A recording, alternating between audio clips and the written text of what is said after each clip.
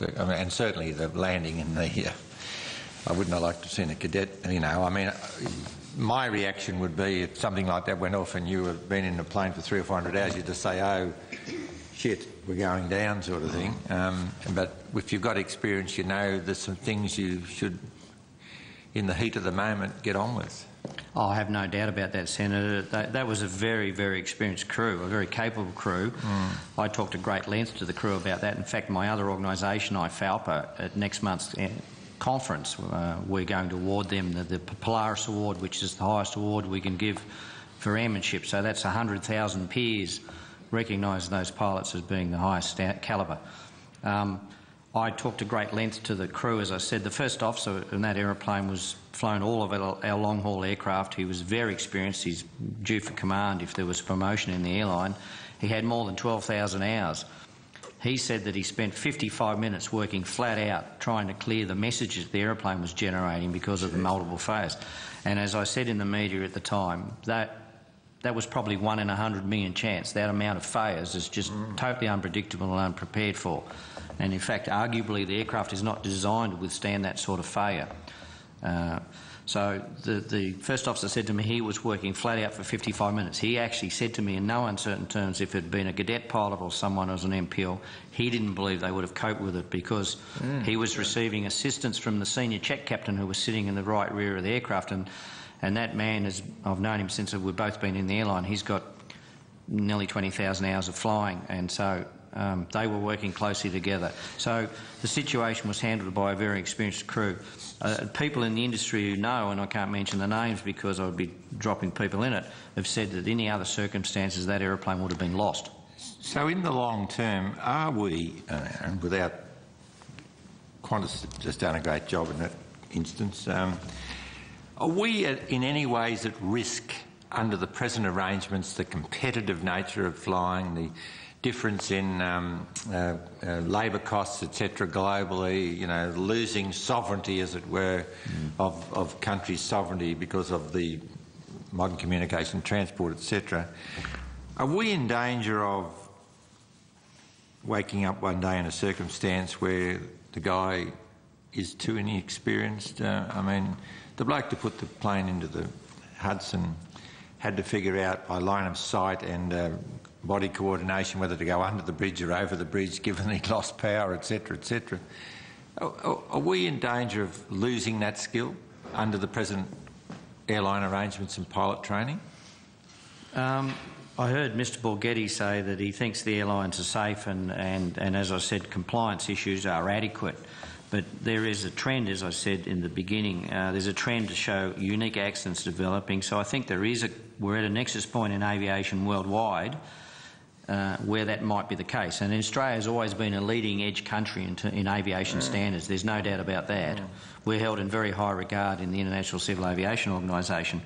But we are seeing the potential for trends, and I put that down to multifaceted things. One is the training standards are being reduced to minimum levels, and that's both time in face-to-face training and cutting down on what we do around that training to a level that is just bare knowledge. They're called SBKs, skills, behaviours and knowledge, and you teach them at a level you think that's adequate for the crew to fly the aeroplane. We're also seeing a regulatory system worldwide that is not as robust as Australia's. Senator Xenophon mentioned this morning about the Indian government, the Director General of Civil Aviation, reviewing their ATPLs because they think that there might be some people falsifying their licences. I think I testified previously that Nancy Graham, who's the head of the Navigation Bureau of ICAO, said that in a regular presentation he gives that 49% of the contracting states of ICAO have limited to no capability to implement a full regulatory system. So we will see hull losses around the world. The current trends are that if we do nothing as an industry, we will see an aeroplane lost every 37 days. So it is our intention to make sure that we get a full summary of the problems associated with being a viable airline, both physically and financially, to call other airlines, not necessarily Australian-owned, such as Garuda. Do you think we'll get a surprise when we do? Yeah, I'm sure you will. it depends on the airline, it depends on the regulatory system. You know, I wear my other hat, my IFALPA hat, where I represent the pilots technically worldwide. All the pilots worldwide have the safety of the travelling public first and foremost in their mind. They all do the very best they can in the situation given. What I do find... With the means provided to them to do it. Yeah. Exactly, and that's what I was about to say. The issue is whether they're given the means to do that, whether they're given comparable training, whether they have the support of a regulatory system that's robust, and whether they've got proper safety standards. I see situations worldwide where we have an argument about what's called Annex 13 of ICAO, and I'm sure the ATSB can expand on this. There's a para 512 in Annex 13 that governs how safety investigations are done. That is interpreted so differently worldwide. There's now a working group in ICAO to try and rewrite that section. We see some jurisdictions like ours have a very, very strong interpretation of that annex and protect the investigative processes. But if you have an accident in Rome, there's 3 inquiries instantly. There's a judicial inquiry, a cabinary inquiry and the accident investigation inquiry instantly.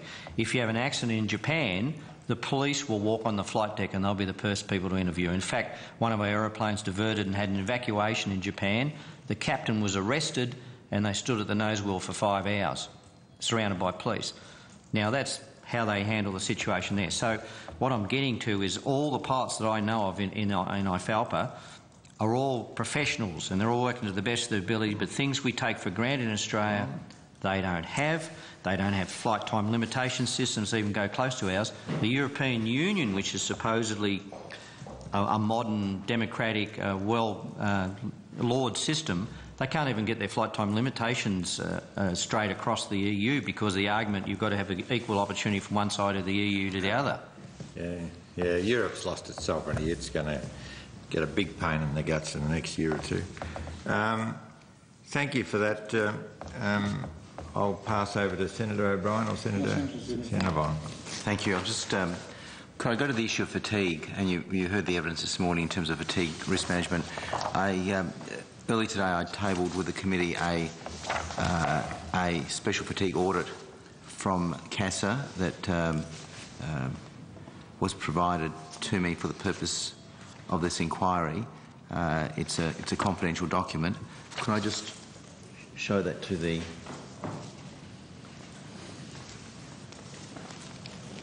Can I just go through a few issues in relation to fatigue? You want to show it to the witness? Sorry, to the witness, sorry.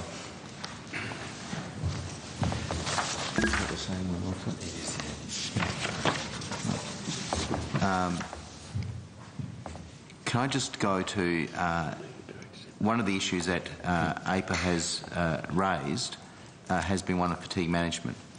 This report, this audit rather, raises a number of concerns about fatigue management at Jetstar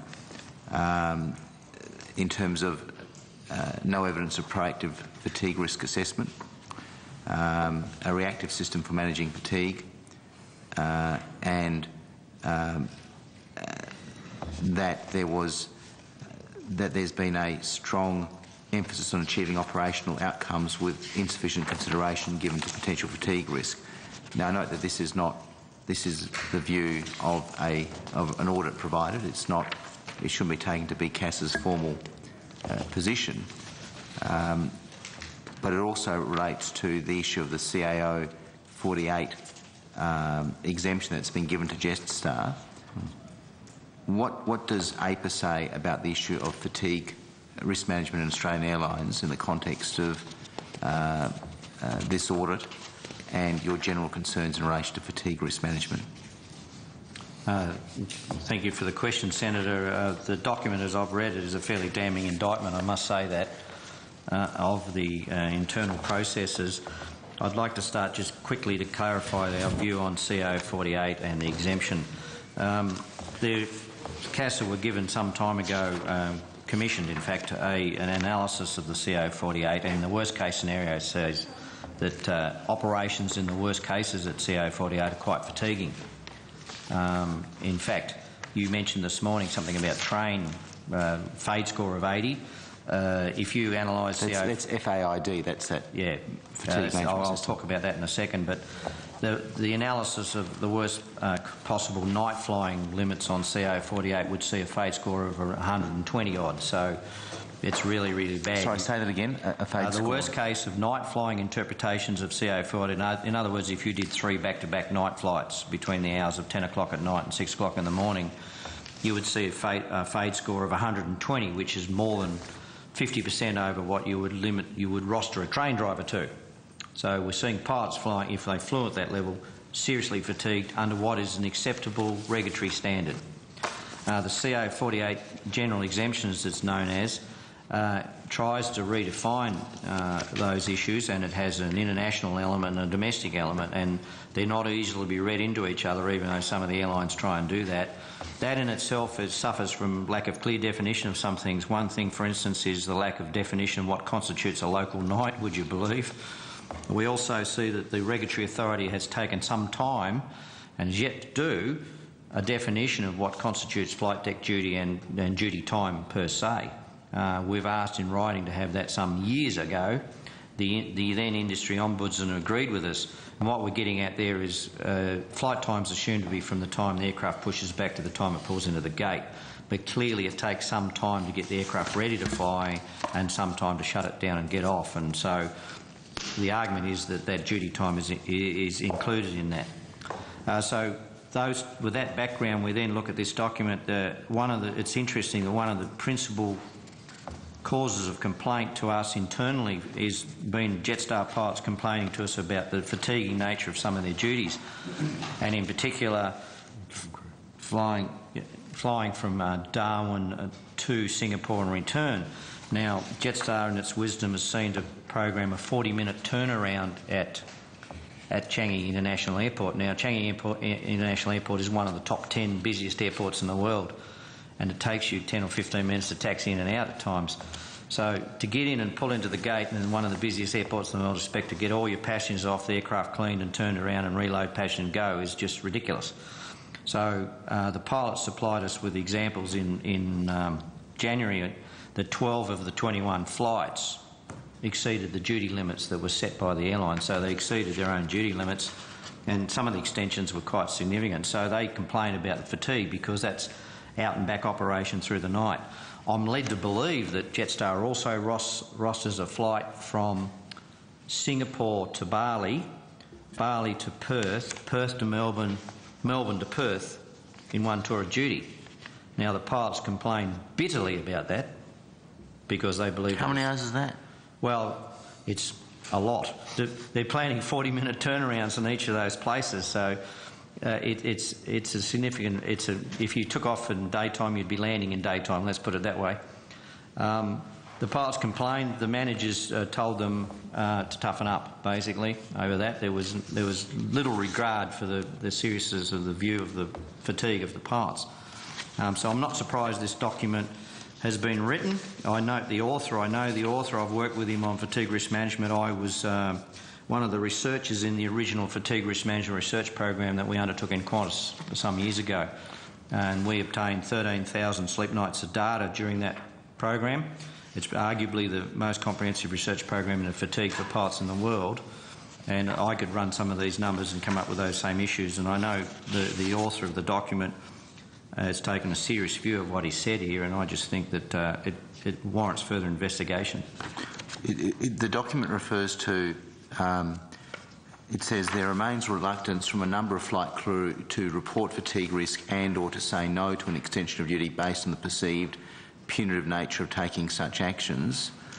You're the union representing many of these pilots. What do you say about that? What feedback do you get? I mean, I find that quite concerning that there's that perception amongst crew. That'd be a fair comment. I could only say that there's a culture of fear and intimidation in that airline for various reasons. The pilots are very reluctant to come forward. I've asked them to supply me with information so we could go through this testimony. They were reluctant to appear. We've also had complaints from cabin crew, I might add, about these similar operations. There are